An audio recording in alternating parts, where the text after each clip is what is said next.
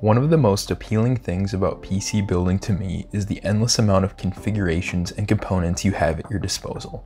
Moreover, the wide variety of part costs, performance levels, and appearance adds a level of customization that allows for each particular build to be extremely unique.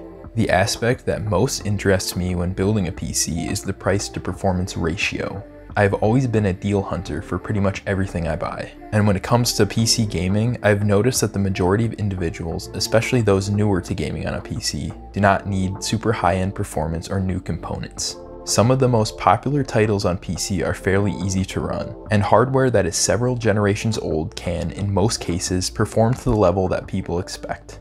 One hobby or side hustle that I've picked up since getting interested in PC building is flipping PCs. This involves obtaining used and occasionally new parts at as low of a cost as possible, then building and selling a system for profit.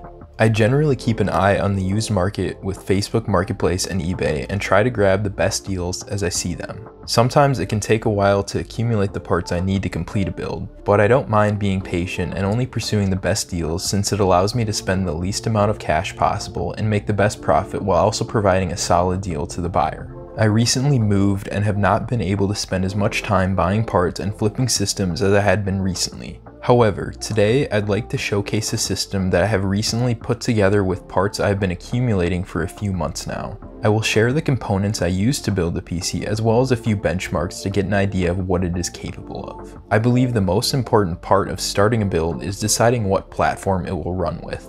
This usually involves getting a CPU and motherboard combo, which will dictate the parts I use for the rest of the build. The CPU for this build is the Intel Core i7-4790K. This 4-core, 8-threaded Haswell chip offers some killer performance even after 9 years since its released. Generally, you're not going to see great deals on this exact processor as it still retains a pretty high value on the used market at around $80 to $90. But like I mentioned before, I pass up on any deal that is not good enough and managed to get this i7 with a compatible motherboard for only $50. The motherboard that came with this CPU is an MSI Z97 PC Mate. This socket 1150 ATX board features 4 DIMM slots as well as enough PCI and PCIe slots for plenty of potential expansion. Overall, it is a pretty decent looking motherboard for the era and pairs well with our i7. For memory, I got the cheapest 16GB of RAM that I could. Over a few months, I managed to get 4 sticks of DDR3 for a total of $15. They run at a slower speed of 1333 MHz, but it still should provide enough performance in dual channel. To cool the i7, I got a Thermalright Assassin Tower Cooler. This particular cool was an open box unit from Amazon that I got for $14. New, it is normally around $20, which is still a solid value.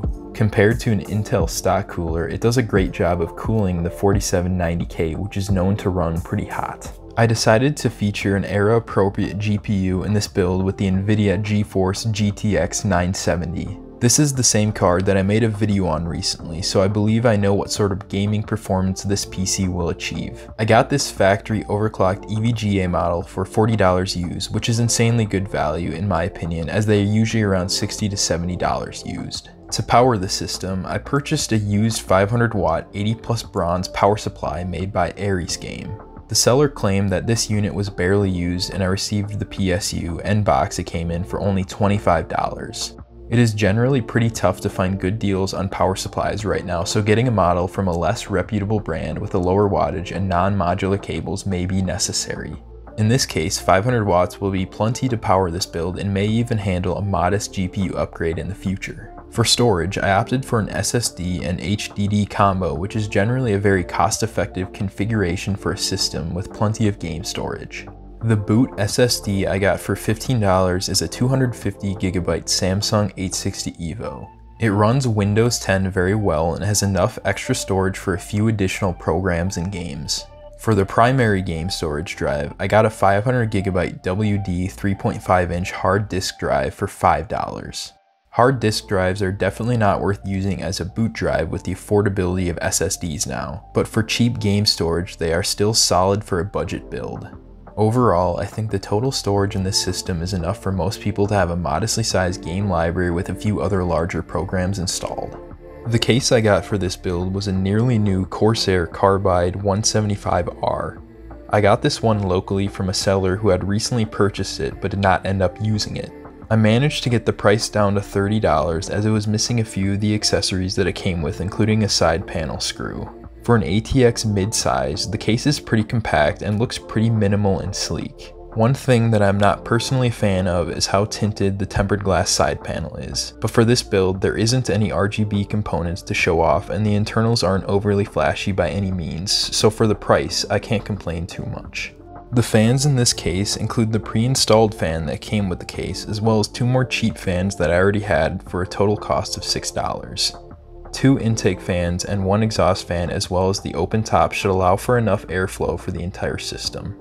In total, I spent around $200 on this build. While this exact build may be difficult to replicate for the price, you can definitely build something very similar if you keep your eye on the used market and get some great deals. Being patient, knowing your budget, and understanding the average market values of the components you buy is vital to be a successful PC flipper. Now that I have built the PC, I want to test it out in a few benchmarking programs to see how it performs without installing the games I usually test. Like I mentioned before, I recently tested the GTX 970, so I have a pretty good idea of how this PC will do in games. If you want a more in-depth look at this card, go watch that review, the link will be in the description.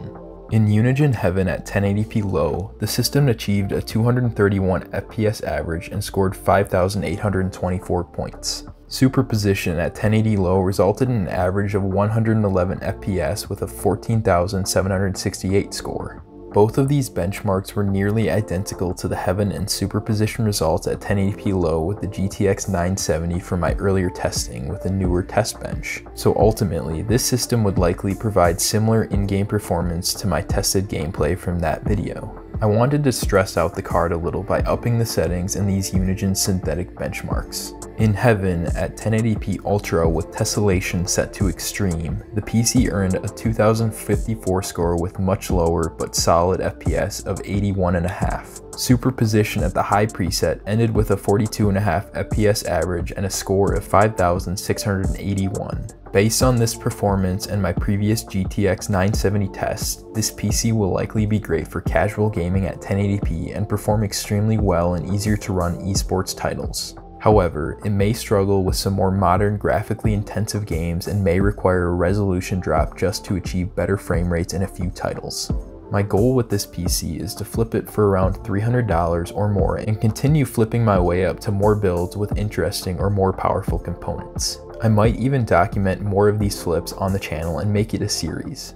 If you're interested in that sort of content and other videos testing older and budget PC parts, consider liking this video and subscribing. Also, if you have any content suggestions or questions, leave them in the comments as I would love to hear them. Thank you.